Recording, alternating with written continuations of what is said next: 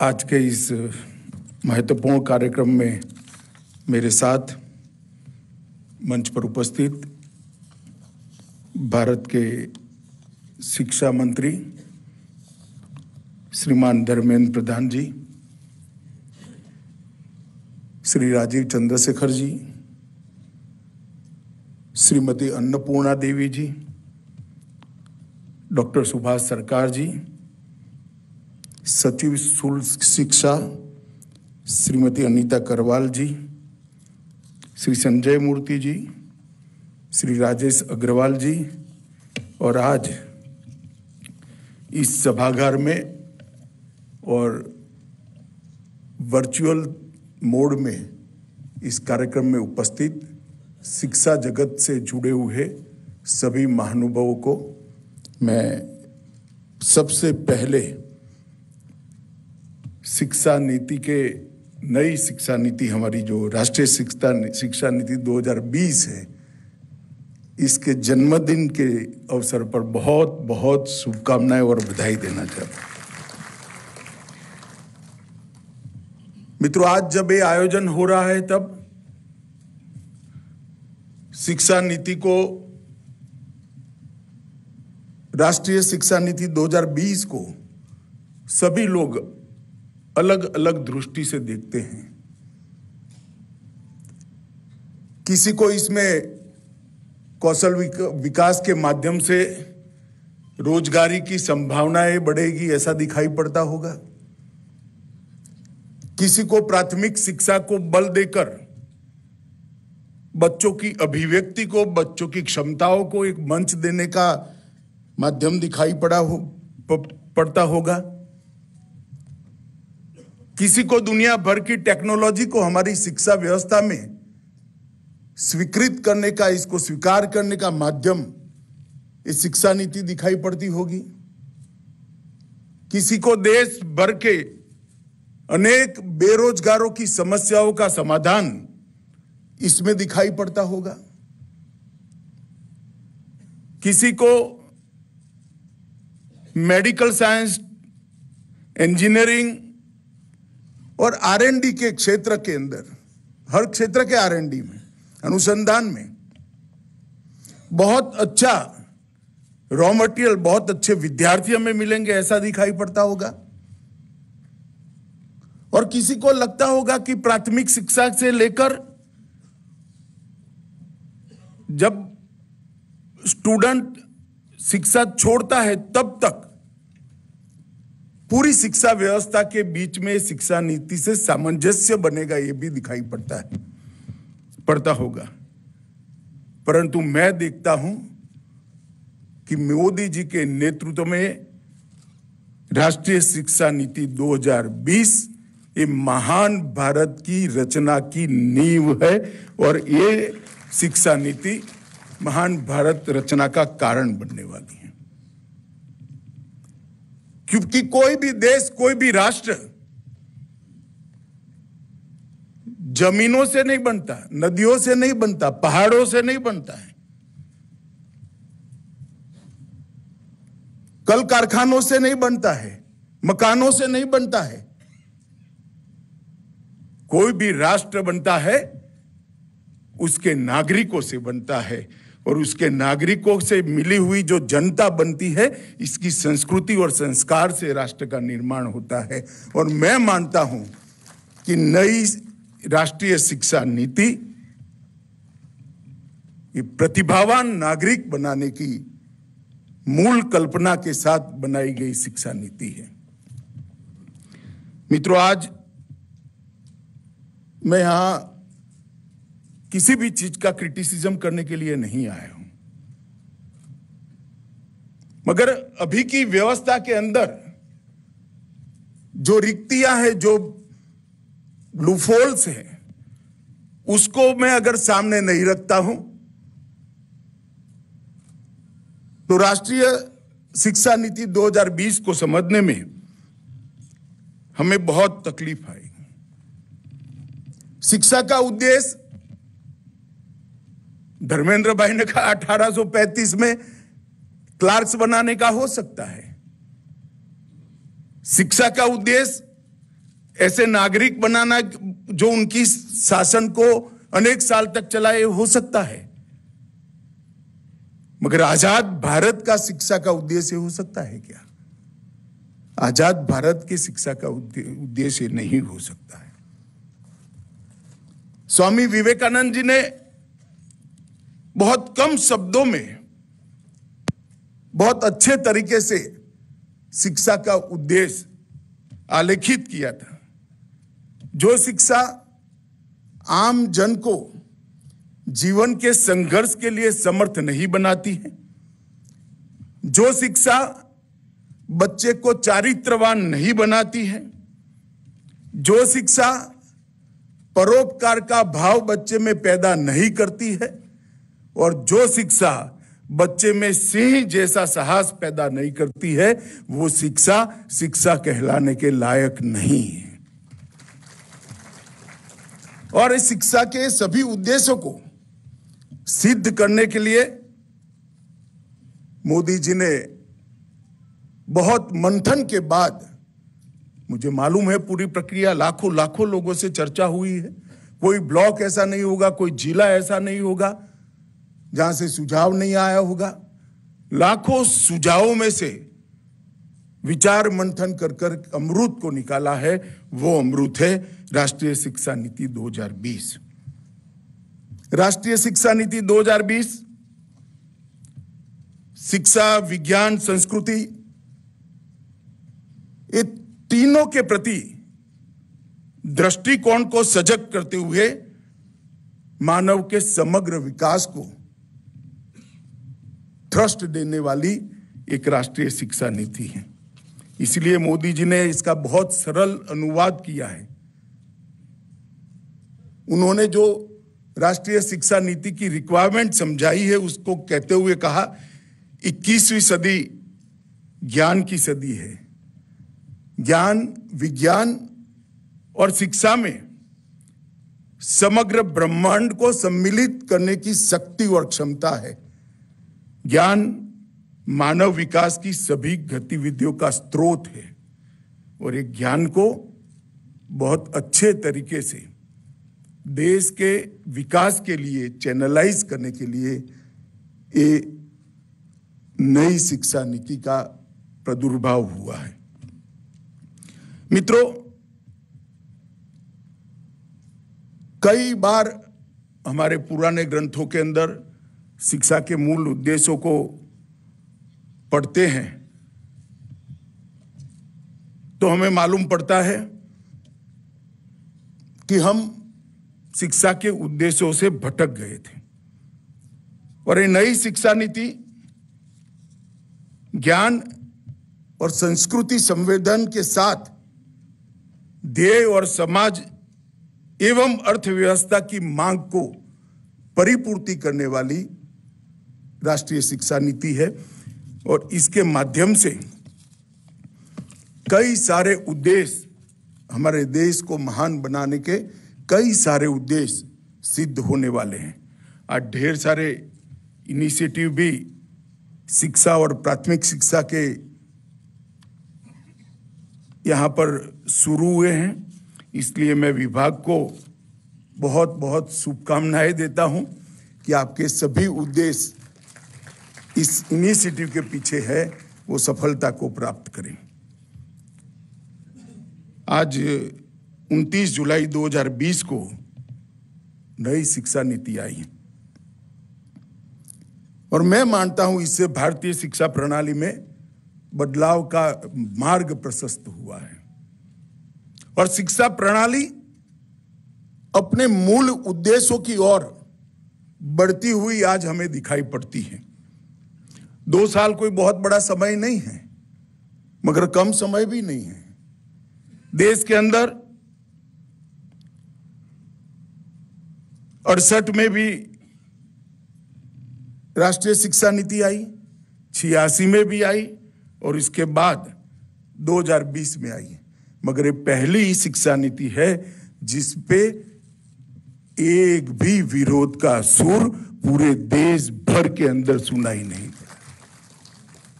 यही बताता है कि ये शिक्षा नीति देश की जड़ों के साथ जुड़ी हुई है।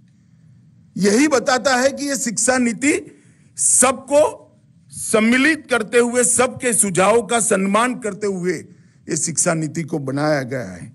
और लगभग 2.5 लाख पंचायतें, 12,500 से ज्यादा लोकल बॉडीज, 675 जिले और 2 लाख से ज्यादा आए हुए कॉन्क्रीट सुझाव, मैं कॉन्क्रीट सुझाव सब शब्द पर वजन देना चाहता हूं, कॉन्क्रीट सुझावों में से विचार मंथन कर अमृत को निकाला गया है।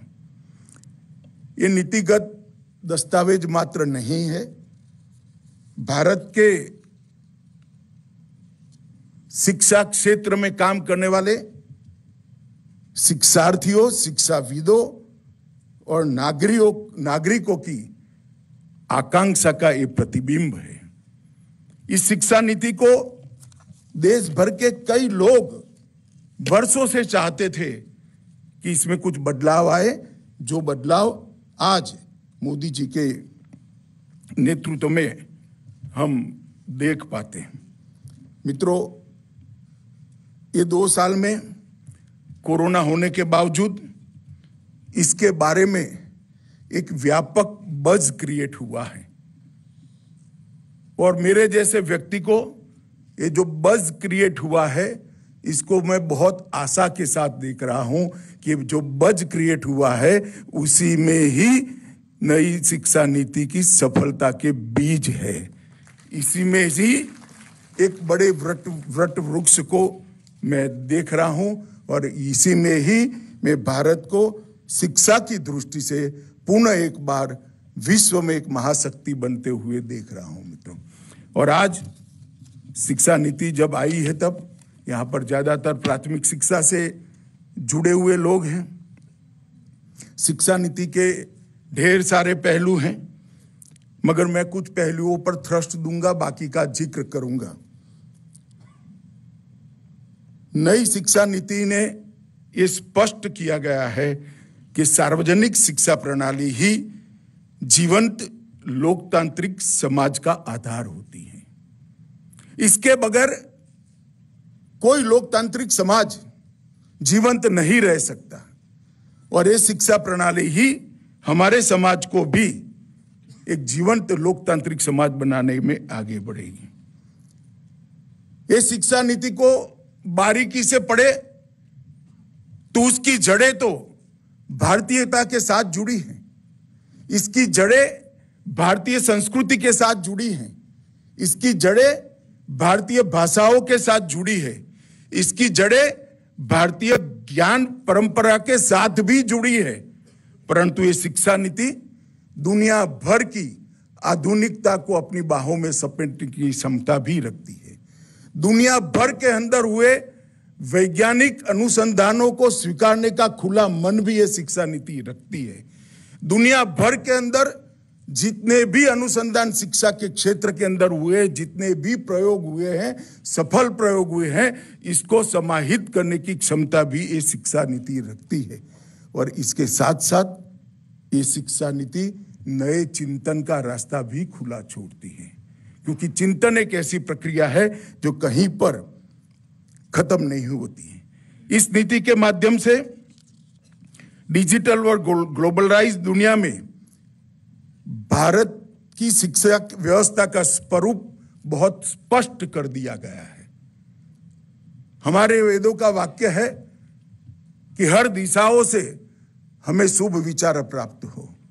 ये शिक्षा नीति ये मूल मंत्र के आधार पर बनी हुई है, संकुचितता को इसमें कोई स्थान नहीं है। नई शिक्षा नीति के उद्देश्यों में एक प्रमुख उद्देश्य है कि एक ऐसे विद्यार्थियों को घड़ना जो राष्ट्र गौरव के साथ साथ विश्व कल्याण की भावना भी रखते हो, इसमें ओतप्रोत हो और सही अर्थ में ग्लोबल सिटीजन बनने की क्षमता रखते हो। एक प्रकार से वसुधैव कुटुंबकम की भावना को चरितार्थ करना ये इसमें समाहित किया गया है। मित्रों, इसमें स्वभाषा को भी बहुत महत्व दिया गया है। स्वभाषा को महत्व दिया है तब प्राथमिक शिक्षा के साथ जुड़े हुए बहुत सारे शिक्षाविद यहां पर उपस्थित है। मुझे आपको स्वभाषा का महत्व समझाने की जरूरत नहीं है। कम नसीब से, दुर्भाग्य से हमारे देश को भाषा को मन की क्षमता के साथ, बुद्धि के साथ जोड़कर देखा गया।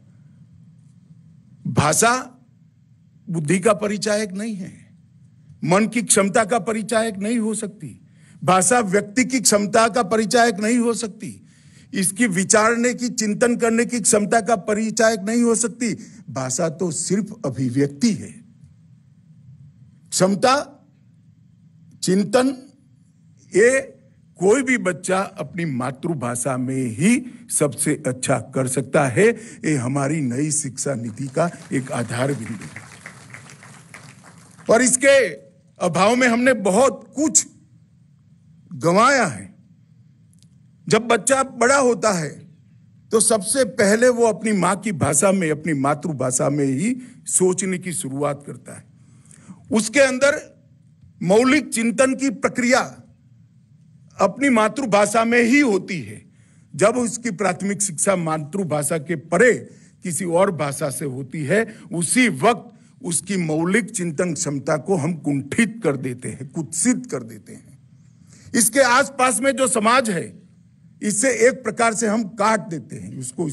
इसके बच्चे के इतिहास से काट देते हैं, इसकी संस्कृति से काट देते हैं, इसकी जीवन पद्धति से भी काट देते हैं। इसीलिए इस शिक्षा पद्धति में ये थ्रस्ट दिया गया है कि प्राथमिक शिक्षा मातृभाषा में ही होगी और इसीलिए त्रिभाषा के फॉर्मूले को भी इस शिक्षा पद्धति में बहुत वजन के साथ रखने का दिया। कई सारे शिक्षाविद बैठे हैं, मेरे जैसे लोग, मैं तो बहुत दृढ़ता के साथ मानता हूं कि अनुसंधान और मातृभाषा में शिक्षा पद्धति दोनों के बीच में बहुत बड़ा गहरा रिश्ता है। अनुसंधान वो ही कर सकता है कि जो अपनी भाषा में सोचता हो, क्योंकि उसकी मौलिक विचार क्षमता अपनी भाषा में ही विकसित हो सकती। जिस दिन बच्चे को प्राथमिक शिक्षा दूसरी भाषा में देते हो, उसका मौलिक चिंतन को हम समाप्त कर देते हैं। अगर देश को R&D का हब बनाना है तो बच्चे की सोचने की प्रक्रिया अपनी मातृभाषा में रखना ये बहुत जरूरी है। मित्रों, व्यक्ति इंजीनियर बने, डॉक्टर बने, साइंटिस्ट बने, IAS IPS अफसर बने, कुछ भी बने, वो सफल व्यक्ति बन सकता है।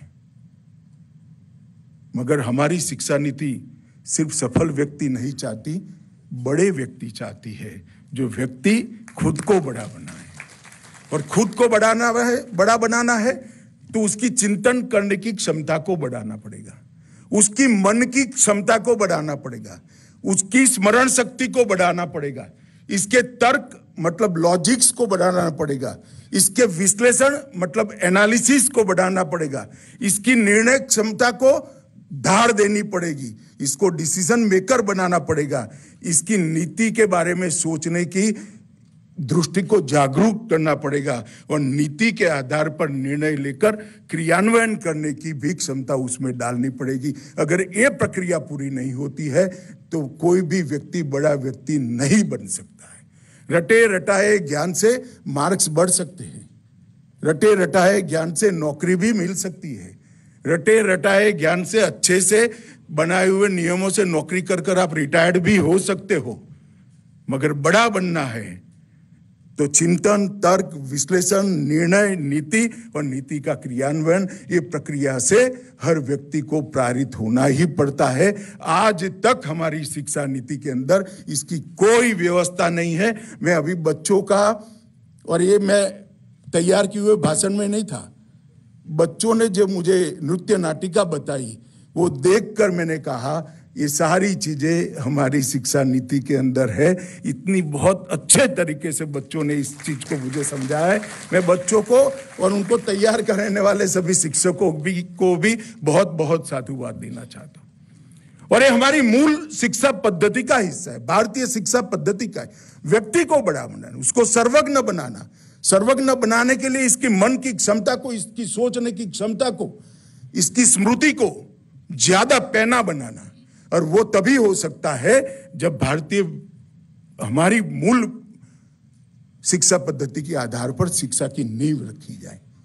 आप लोगों को शायद ये दिखाई नहीं पड़ता होगा, शिक्षा पद्धति को शायद 90 पेज या 100 पेज का दस्तावेज आपने दिखा है। ये ग्रंथ नहीं है, ये ग्रंथागार है। मैंने बहुत डिटेल इसको पढ़ा है। ये अपने आप में एक लाइब्रेरी है। इसके हर शब्द के पीछे बहुत गहरी सोच है, इसके हर वाक्य के पीछे बहुत बड़ी गहरी सोच है। और इसको जिनको इंप्लीमेंट करना है, जिसको जमीन पर उतारना है, उन लोगों ने भी इस दृष्टि से देखना चाहिए। ऐसा मेरा आग्रह है। मैं भारतीय शिक्षा पद्धति से पढ़ा हुआ विद्यार्थी हूं। मुझे तैत्तिरीय उपनिषद के पंचकोश विद्या से पढ़ाया गया है। मैंने कोई उल्लेख देखे बगैर, कोई उल्लेख तैत्तिरीय उपनिषद का देखे बगैर इस शिक्षा नीति में अन्नमय कोश से आनंदमय कोश की यात्रा को बहुत अच्छे तरीके से देखा है। ये पूरी इनबिल्ट है और ये प्रक्रिया ही बड़े नागरिक बना सकती है। वो प्रक्रिया ही मन की शक्ति को बढ़ा सकती है। नैतिकता को आरोपित, मतलब नैतिकता का पौधा बच्चे के मन में बना सकती है। दूसरे को मदद करने की प्रकृति को जीवित कर सकती है। इसको रिस्पॉन्सिबल बना सकती है, इसको जिम्मेदार बना सकती है। उसको हमेशा के लिए अपने आप को समाज के लिए, देश के लिए, दुनिया के लिए प्रस्तुत रखने के संस्कार दे सकती है। मैं मानता हूं ये समग्र समाज के अंदर परिवर्तन इसी शिक्षा पद्धति से आएगा।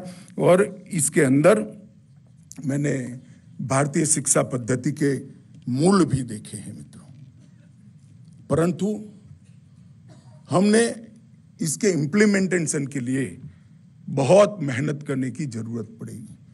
डर्रे को बदलना आसान नहीं होता है। डर्रे को बदलना बहुत परिश्रम की मांग करता है। हमने डर्रे को बदलने की चैलेंज को स्वीकार किया है। इसके 5 प्रमुख स्तंभ: सामर्थ्य की वृद्धि, पहुंच, गुणवत्ता, निष्पक्षता और जवाबदेही। ये 5 प्रमुख लिंब पर, ये स्तंभ पर ये पूरी शिक्षा का दस्तावेज बनाया गया है। इसके अंदर शिक्षा की वर्तमान 10+2 की व्यवस्था को भी बदलने का प्रावधान है और ढेर सारे अनेक बदलाव किए गए हैं। मैं इसकी डिटेल में जाना नहीं चाहता, परंतु मित्रों, स्कूल और हायर एजुकेशन की सिस्टम में 2025 तक कम से कम 50% विद्यार्थियों को व्यावसायिक शिक्षा प्रदान करने का लक्ष्य हमने रखा है। ये बहुत बड़ा महत्वपूर्ण कदम है। एक बार विद्यार्थी की नींव तय हो जाए, उसकी रुचि तय हो जाए, ये रुचि का रास्ता वो प्रशस्त कर दे और इस दिशा में रोजगारी के साथ जोड़कर इसको व्यावसायिक शिक्षण अगर दे देते, अच्छा नागरिक तो बनेगा ही बनेगा, अपने जीवन की जरूरियातों को भी पूरे करेगा और देश के विकास को वो गति भी देगा। नई शिक्षा नीति में बहुत खूबी से उसका, नई शिक्षा नीति का पोषण तो भारतीय शिक्षण परंपरा से होता है, मगर उसका दृष्टिकोण आधुनिक भी है और भविष्य उन्मुख भी है। मूल इसका भारतीय शिक्षा पद्धति में है। इसका परिणाम और इसका दृष्टिकोण आधुनिक और भविष्य उन्मुख रखा गया है। दुनिया के साथ हमें चलना पड़ेगा। मन की क्षमता बढ़ाने का हमारा जो विज्ञान है, मन की क्षमता बढ़ाने की हमारा जो शिक्षा पद्धति है, उसको मूल बनाते हुए दुनिया भर के आधुनिक विज्ञान को, दुनिया भर के आधुनिक शिक्षा को स्वीकारने का भी हमारा एक बहुत बड़ा लक्ष्य होना चाहिए। ये भी ये शिक्षा पद्धति, नई शिक्षा नीति इसको स्पेस देती है। मैंने कहा ही, भारतीय भाषाओं को, कला को, संस्कृति को हमने प्राथमिकता दी है। व्यक्ति के अंदर पड़े हुए, बच्चे के अंदर पड़े हुए हर प्रकार की क्षमताओं को एक प्लेटफॉर्म मिले, ऐसा ये दस्तावेज नई शिक्षा नीति है। मैं बहुत आशा के साथ इसको देखता हूँ। मित्रों, तक्षशिला, नालंदा, वल्लभी, विक्रमशिला का इतिहास हम पढ़ते हैं तो हमें होता है कि भाई किस प्रकार से उस जमाने के अंदर जब यातायात इतना कठिन था, भूमार्ग के अलावे कहीं जा नहीं सकते थे, दुनिया भर के विद्यार्थी यहां पढ़ने आते होंगे। आज भी जरूरत है इस प्रकार के वैश्विक विश्वविद्यालयों को भारत में लाने की। भारत का जो ज्ञान है, भारत का जो अनुसंधान है, इसका फायदा सिर्फ भारत के लिए सीमित नहीं रहना चाहिए, समग्र विश्व को मिलना चाहिए। और ये तभी हो सकता है मल्टी डिसिप्लिनरी विश्वविद्यालयों और हायर एजुकेशन इंस्टीट्यूशन अथवा क्लस्टर्स की जो स्थापना की अनुशंसा इस नीति में की गई है, अगर इसको डेवलप करते वक्त नीति के इम्प्लीमेंट करने वाले जो लोग हैं वो इस दृष्टिकोण के साथ करेंगे तो मैं वो दिन दूर नहीं देखता। शायद एक दशक के कम समय के अंदर फिर से एक बार समग्र विश्व को चकाचौंध करने वाले विश्वविद्यालय हम हमारी भूमि पर ही बना सकते हैं। मेरू की स्थापना ये भी इस लक्ष्य को सिद्ध करने के लिए बहुत महत्वपूर्ण होगी। Multi disciplinary education and research universities, Meru एक महत्वपूर्ण अंग बनने वाला है और भारत को एक ग्लोबल स्टडी डेस्टिनेशन बनाने के लिए मेरू और मल्टी डिसिप्लिनरी यूनिवर्सिटीज, इसका बहुत बड़ा रोल आने वाले दिनों में होगा। लक्ष्य रखा गया है कि 2030 तक प्रत्येक जिले में या 2 जिलों के बीच में एक multidisciplinary higher education institute को हम उपलब्ध कराएंगे। मैं धर्मेंद्र भाई हर्षनाद व्यक्त करते हैं। धर्मेंद्र भाई, आपके लिए बहुत बड़ा चैलेंज है, बहुत कठिन काम है, मगर मैं धर्मेंद्र जी की क्षमता को जानता हूं। मुझे पूरा भरोसा है कि मोदी जी के विजन को ये जमीन पर उतारेंगे।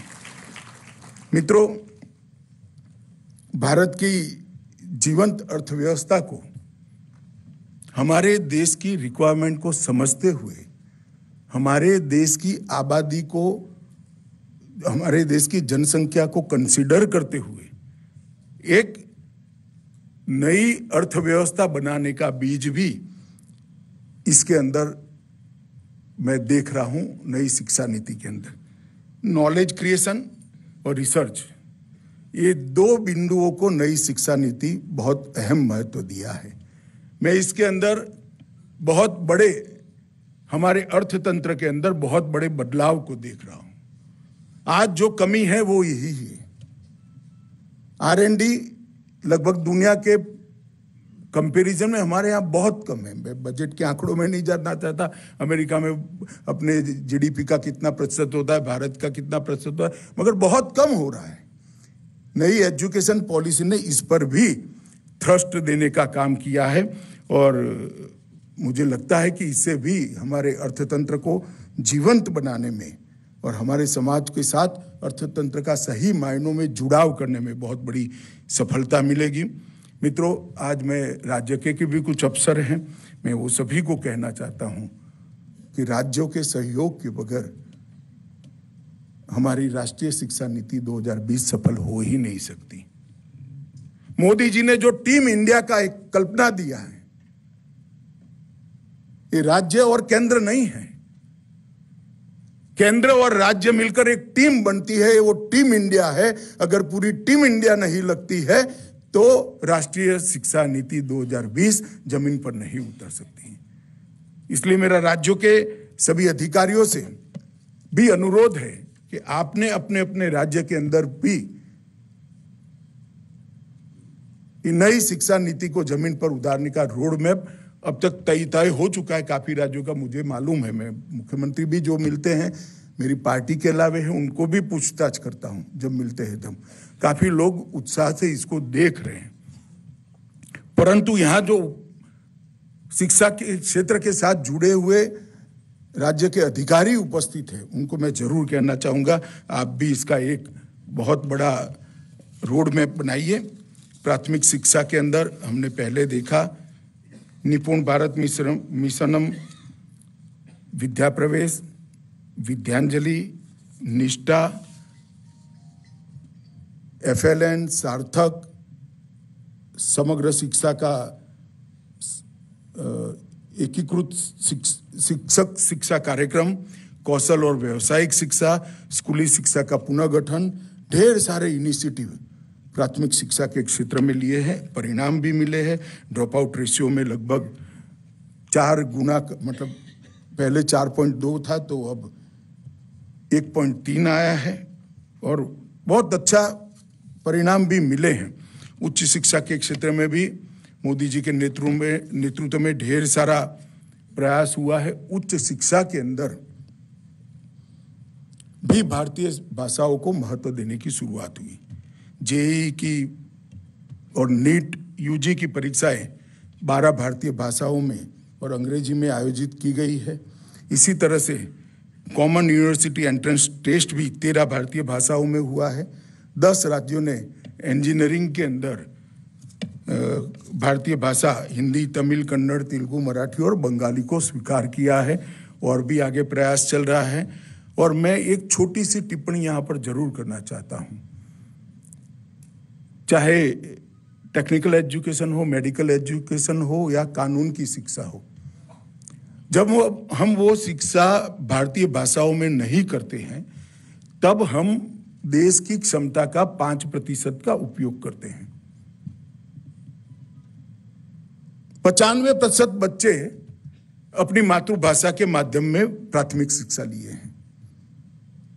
मैंने देखे हैं दिल्ली के सुप्रीम कोर्ट से बड़े वकील से एकदम कंसेप्ट जिसके लॉ के क्लियर है, ऐसे लॉयरों को देखा है डिस्ट्रिक्ट कोर्ट के अंदर आर्ग्यूमेंट करते हुए, और ऐसे लॉयरों को मैंने देखा है केस की राह देखते हुए, सिर्फ इसलिए क्योंकि वो फर्राटे की अंग्रेजी नहीं बोल सकते। और हमने हमारी क्षमताओं को सीमित कर दिया है। रिसर्च एंड डेवलपमेंट हो या मेडिकल साइंस को आगे बढ़ाना हो, अगर 100 बच्चे उपलब्ध है उसमें से आपने 5 बच्चों पर ही हाथ रख दिया है। अगर ये ज्ञान भारतीय भाषा में उपलब्ध है तो 100% क्षमता का उपयोग देश के विकास के लिए हो सकता है और इस दिशा में हमने सोचना है। और मैं तो बधाई देना चाहूंगा देश के प्रधानमंत्री मोदी जी को, इंजीनियरिंग और मेडिकल के कोर्स को, और अब कोर्टों के अंदर भी भारतीय भाषाओं को धीरे कर शुरुआत हो रही है। मैं मानता हूं ये शुभ शुरुआत है और भारत के आगे बढ़ने का शुभ चिन्ह भी है। हायर एजुकेशन इंस्टीट्यूट की स्थापना में लगभग केंद्रीय विश्वविद्यालय हमने 6 बढ़ाए हैं। IIT 7, IIM 7, IIIT 16, AIIMS 15, medical college 209 और कुल विश्वविद्यालय 302 बढ़ाने का काम भारतीय जनता पार्टी की नरेंद्र मोदी सरकार ने, और कॉलेजों की संख्या में 5700 की वृद्धि की। मित्रों, ये यही दर्शाता है कि नरेंद्र मोदी सरकार का थ्रस्ट प्राइमरी एजुकेशन से लेकर हायर एजुकेशन और प्राइमरी एजुकेशन से लेकर टेक्निकल और मेडिकल एजुकेशन पर समग्रता से है। मैं इसलिए बताना चाहता हूं कि ये खाका बनाने का काम ऑलमोस्ट इस देश ने आजादी के अमृत महोत्सव के वर्ष तक समाप्त कर दिया है। अब खाके का, ये इंफ्रास्ट्रक्चर का अगर महत्तम उपयोग करना है तो वो हमारी राष्ट्रीय शिक्षा नीति 2020 के इम्प्लीमेंटेशन से ही हो सकता है। और मेरा मानना है कि क्यूमुलेटिव इफेक्ट से हमें फायदा मिलने वाला है। अगर इंफ्रास्ट्रक्चर जस का तस है, इसके अंदर हम राष्ट्रीय शिक्षा नीति 2020 के तत्वों को आरोपित कर देते हैं, मतलब अंदर लगा देते हैं, तो क्यूमुलेटिव तरीके से हमें इसका फायदा मिलेगा। मित्रों, आज मैं समग्र विभाग और शिक्षा से जुड़े हुए देश के हर कोई व्यक्ति को बहुत बहुत आशाओं के साथ शुभकामनाएं देना चाहता हूं, क्योंकि ये 2 साल नए भारत की नींव डालने के 2 साल है। नए भारत की कल्पना, जिसके मूल, मैंने जैसे पहले कहा, जिसकी जड़ें भारतीयता में होगी, परंतु वो वृक्ष दुनिया भर की आधुनिकता को, दुनिया भर के ज्ञान को, दुनिया भर के विज्ञान को स्वीकार करने की मानसिकता के साथ आगे बढ़ता होगा। ऐसे भारत की रचना के लिए ये 2 साल बहुत महत्वपूर्ण है और मुझे विश्वास के टाइम टेबल के साथ ही हमारी नई शिक्षा नीति आगे बढ़ेगी।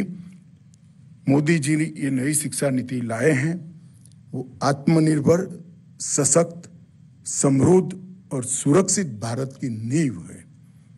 हमने इस बात को बहुत मन से लगाकर शिक्षा नीति के इम्प्लीमेंटेशन में लगना पड़ेगा, क्योंकि ये शिक्षा नीति जो मोदी जी लेकर आए हैं हर बच्चे तक पहुंचकर बच्चे का भविष्य संवारने का एक बहुत बड़ा साधन है।